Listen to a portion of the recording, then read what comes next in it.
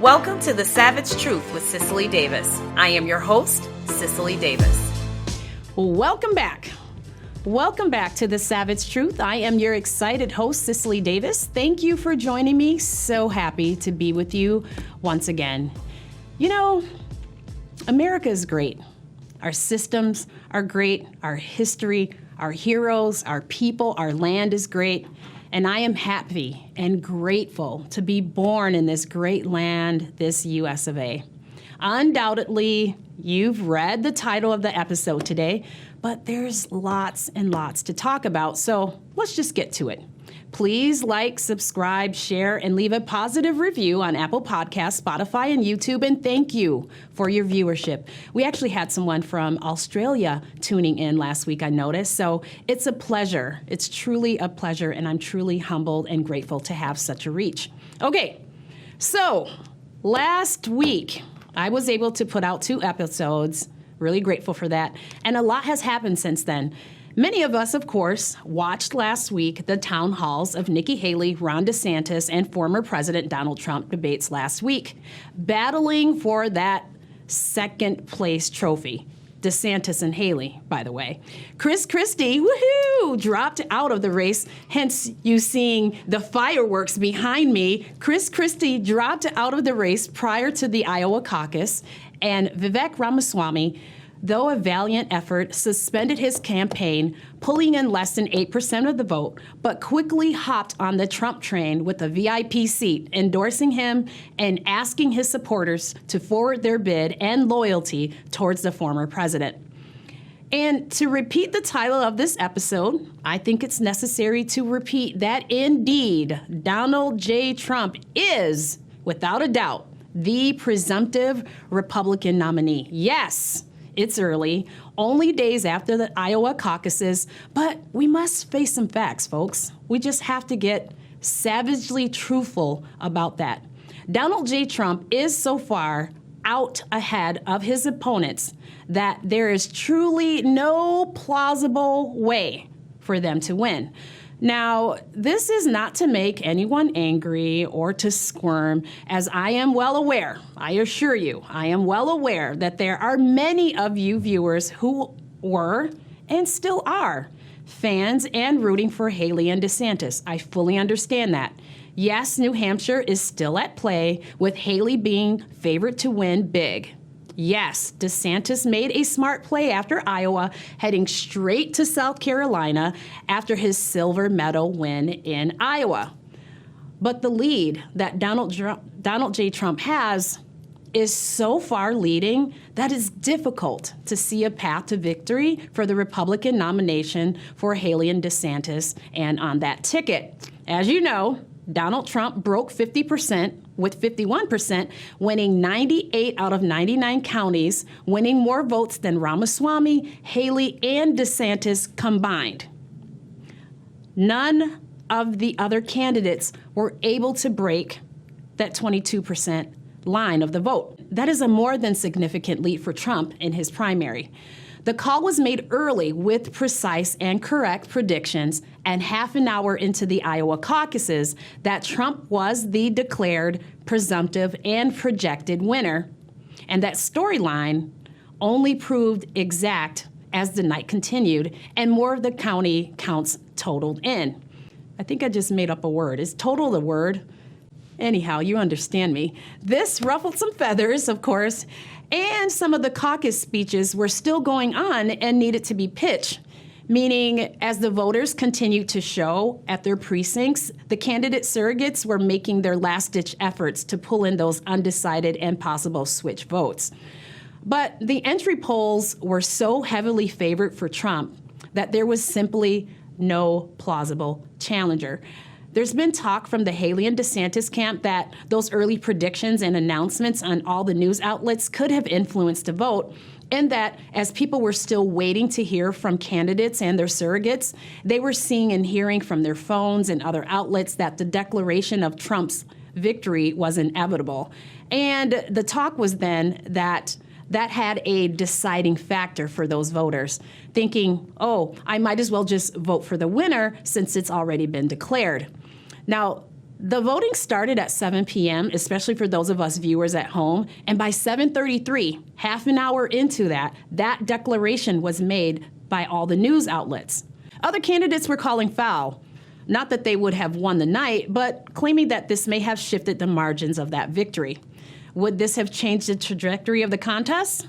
Seriously, I doubt it. Donald Trump at 51%, DeSantis standing on the second highest podium with 21%, and Haley at 19%. It's clear that Republicans see Trump as the incumbent. That is absolutely clear, and it has been so since July of this year. He's receiving donations, he's receiving headlines, praise, and accolades like an incumbent would. Trump made a brilliant and smart play in two areas, in my opinion.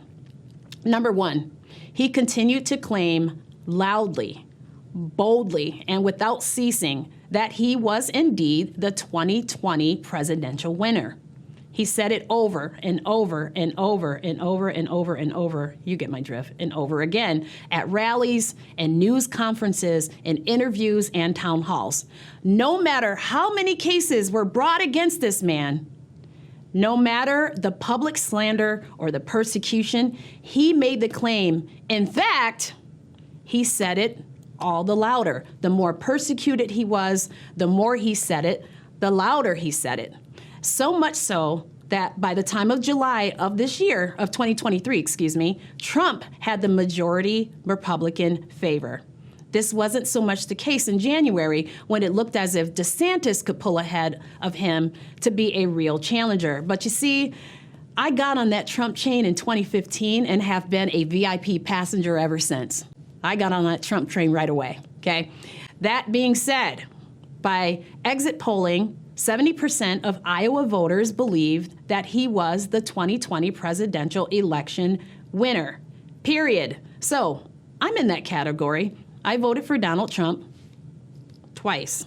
So why wouldn't I vote for him again? And so many others are like me. They share that same exact theme. The theme surrounding Trump in entry and in exit polls is that, in general, Republicans were happy with his leadership and his policies as president.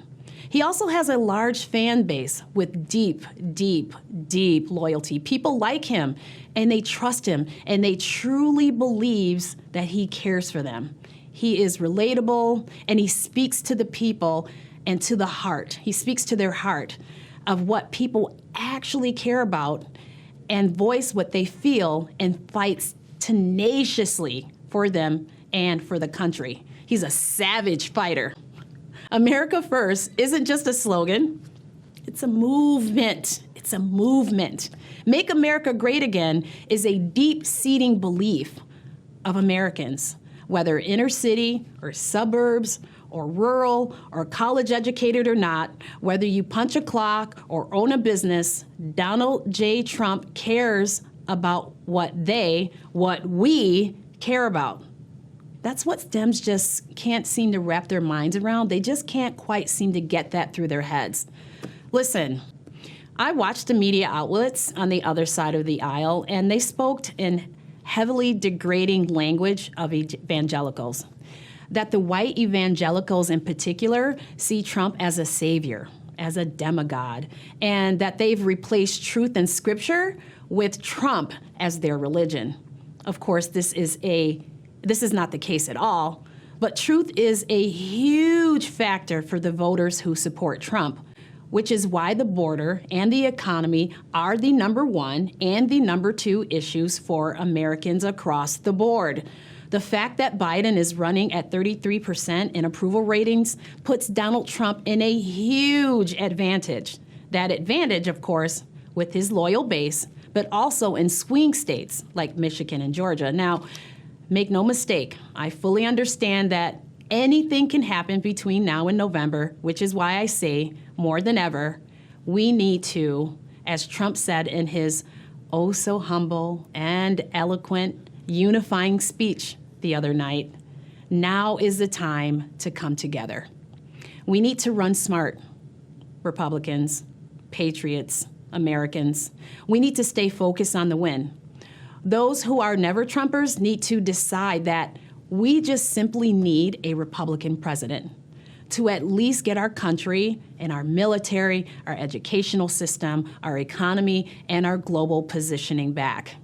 No one can predict with certainty how this is going to pan out, but Joe Biden has never looked worse, and Trump has never looked better, and Ramaswamy's endorsement assists in that narrative. I mean, who knows what's going on under Biden? I mean, right now, we have Defense Secretary Lloyd Austin, who was diagnosed with cancer in December, is back now. He's returned home temporarily here on Monday. He is doing his job from home. He was released from the hospital this past Monday with what they call elective prostate cancer surgery. He kept that diagnosis from his subordinates at the Pentagon and his boss at the White House. So we have a defense secretary who's doing his job from home. Who's in control here? Who's running things? Who's in charge? And who's holding Lloyd Austin accountable? The fact that he didn't even respect his boss at the White House enough to at least let him know of his prognosis is an indication of this failed administration of the Biden administration. And from Daily Wire, we just had a title that came in that I wanted to read to you and let everyone know when I talk about the failed leadership of the Biden administration. Finally, the DOJ confirms that Hunter Biden laptop was real and that it was not a lie this whole entire time. Now, I'm going to put on my readers, if you will allow me. Okay. Again, this is from the Daily Wire. DOJ confirms Hunter Biden laptop was real this whole time.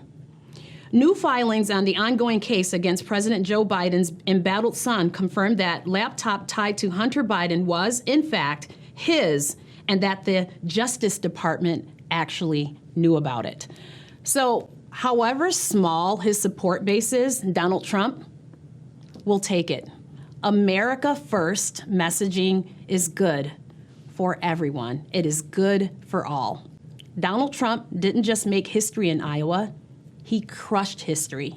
He only needed a 12.8% margin to win, beating his nearest competitor by 30 points. Again, 98 out of 99 counties, losing by just one vote, one seat. Now, it seems to me that media hasn't learned their lesson. With immigration being the main issue for Americans, the media degrades Trump supporters as they did in 2015 and 2016. Remember the deplorables label by Hillary Clinton and Don Lemon on his show saying that Trump supporters can't find countries on a map? They continue to demean his supporters. On the flip side of that coin, I do warn us to be careful. The media and Democrats remember 2016 very well. They will not be caught off guard again. They have a definitive plan to simply censor Trump and keep him from speaking, thus connecting to the American people. And we saw that on news outlets at CNN and MSNBC when they spoke over him as he gave his victory speech this past week. When he used unifying language the other night, appealing to all the people, it scared them. And there is a concerted effort to mute and gag him, to keep him from being his very best self. And that is when he is speaking to the hearts of Americans, winning them over, because unlike the Biden administration, who tells us that the border is closed and that the economy is good, that gas and groceries and interest rates are not higher, Trump says that, yes, absolutely, things are worse. We had the best economy under my leadership. We had the lowest unemployment rates for blacks, for natives, and Hispanics. People were coming into the country the right way, and we blocked those who tried to come in that hate us, hate our military, and our military was strong. We leveraged our liquid gold, and our global partners paid their fair share in keeping democracy in reign across the globe. I'm living in the awe of the moment. Again, the fireworks behind me. It's how I'm feeling inside. No one has won with this kind of margin. Again, Donald Trump made history. Dole came close in 1988 when he won by 13%, but Trump won by 30%. Now, in comparison to 2016, the voting numbers were lower in Iowa. This is because Trump, again, was viewed and treated as an incumbent. There were approximately 180,000 who voted in the Iowa caucuses in 2016. This year, 110,000 people had participated. That's low. That's a lot lower, presumably because everyone assumed that Trump had the inevitable victory. You know me, I must give you some stats to help solidify my narrative and to prove my point. My question for you on the other side of the aisle is, what are you so afraid of? If you truly believe that Trump is unelectable, then why gag and attempt to mute him? Wouldn't you think that allowing him to just speak would actually hurt him? Why wouldn't you allow him to just hang himself? Let the people decide. But therein is the issue. Far leftists know that his message is the message of the people, and tyrannists don't care or consider the way or the will of the people. So now the question remains, what's next? What's next? And we know that New Hampshire is coming up. It's a moderate state, which is why Haley fares so well there. It has a strong libertarian population, which is why Ron Paul pulls well there as well. Now that Christie is out and Ramaswamy's votes will go to Trump, the predicted outcome is that Trump will still prevail, Haley a very close second, and DeSantis will remain steady or maybe possibly go down, maybe lower just a small percentage, but still not in the ranks. Of course, if Trump wins New Hampshire, Trump is the official winner of the Republican nomination with almost definitive certainty. I mean, if that happens, if that actually happens where Trump goes in and takes New Hampshire, without a doubt, he's winning every single primary thereafter, and it's officially over. DeSantis remains in the race at this time simply because he's still fighting for second place with hopes that perhaps a miracle happens in New Hampshire and South Carolina. I'm not still seeing the numbers, even though DeSantis has the policies and the practices that most mirrors Trump's. We must all admit that Haley's bronze wins, it really did dull her momentum. I know she's looking forward to New Hampshire because, you know, wins feel good, but Iowa had an impact. Taking that bronze medal definitely dulled her momentum by far. The Wall Street Journal points out that Trump had the victory lane all to himself, with his opponents hoping to build their own coalitions. Nikki Haley showed some favor with college-educated and suburban voters in Iowa, and to those less committed to conservative causes. DeSantis won those who feared aggressive liberal takeovers of schools and businesses and academia, but Trump carried those groups, winning them handily. Trump won 32% of college graduates to Haley's 30%, and he dominated among those without a college degree. In the Wall Street Journal's exit polls, amongst those with a college degree, Donald Trump won 35% of them. Haley won 31%, and DeSantis, pulling in last, won over 22%. Among those with no college degree, Trump won 63% of the vote, compared to 13% to both Haley and DeSantis combined. This has been Trump's pitch. This has been his focus and his sweet spot since 2016. A coalition of middle-class working people who were now in to vote Republican. When I say that Trump has the it factor, it's here. This is his sweet spot, where he has presence, and his presence is raw and it's unscripted. But most importantly, he has appeal.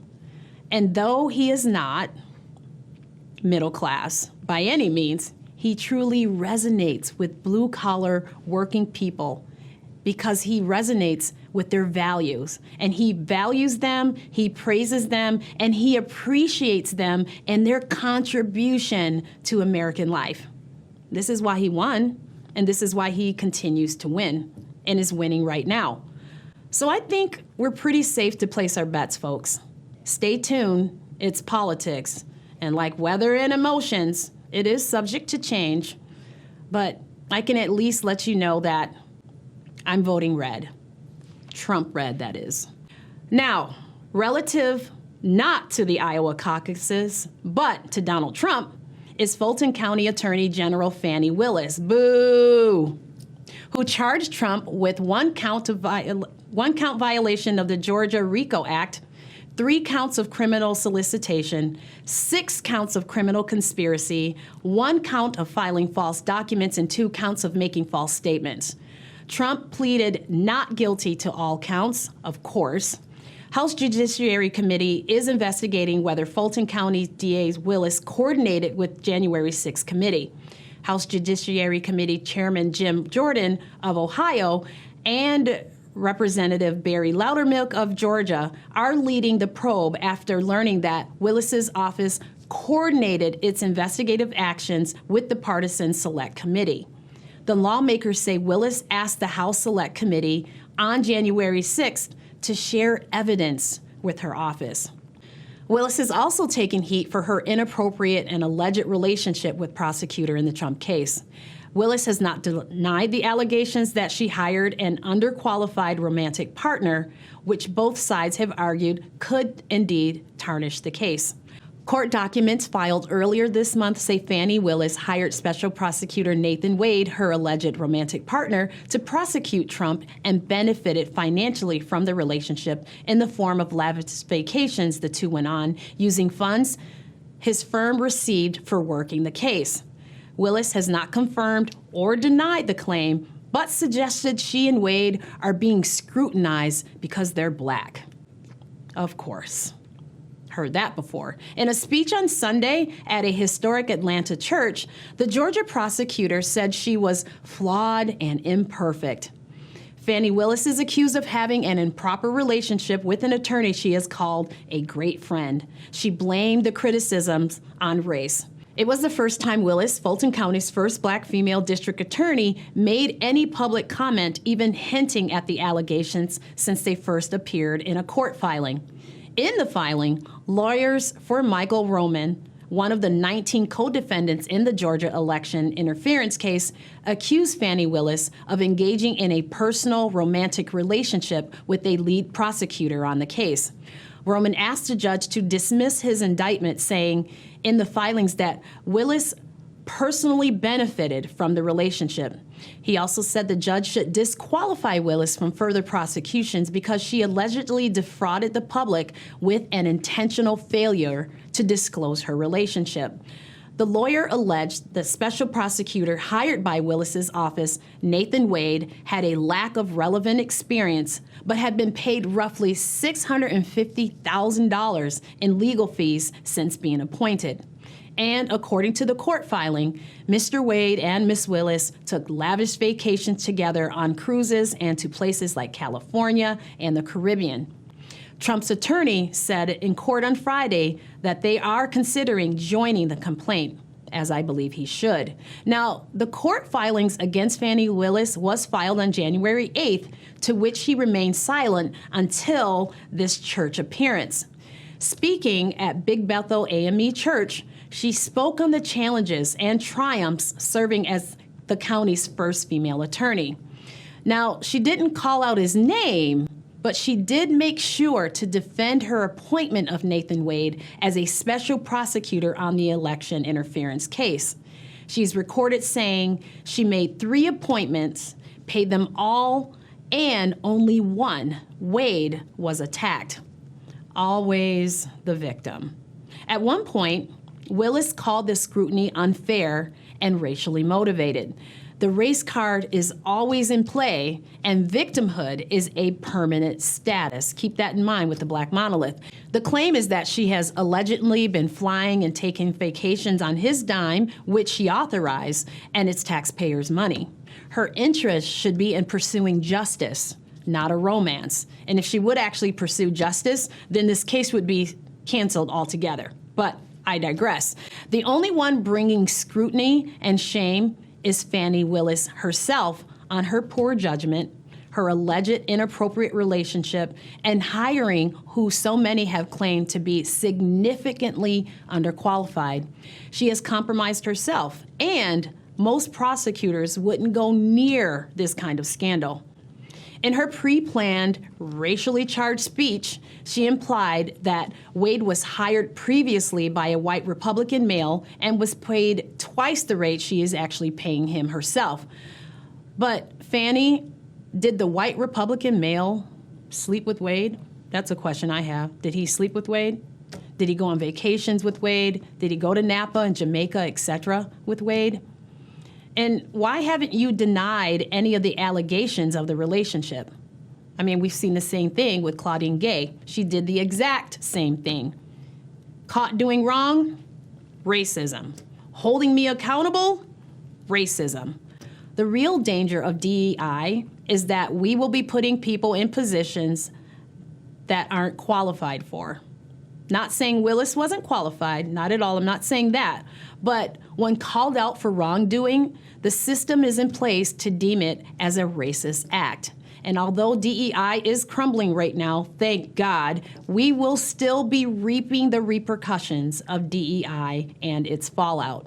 The savage truth for Fannie Willis is that if she decides to sleep with the white Republican male and go to Napa and Jamaica and take other trips and take taxpayers' money at $1.2 million, since she said the white male Republican paid him double, she would still be facing the same scrutiny.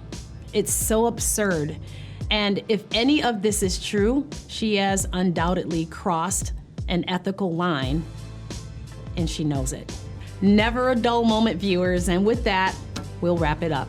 Please subscribe, share, like, and leave a positive review on Apple Podcasts, Spotify, and YouTube. And remember, be bold, be strong, be faithful, be true. Till next time, I'm Cicely Davis. The Savage Truth with Cicely Davis is a production of Front Page Magazine and the David Horowitz Freedom Center. Reproduction of this podcast without express written consent is prohibited.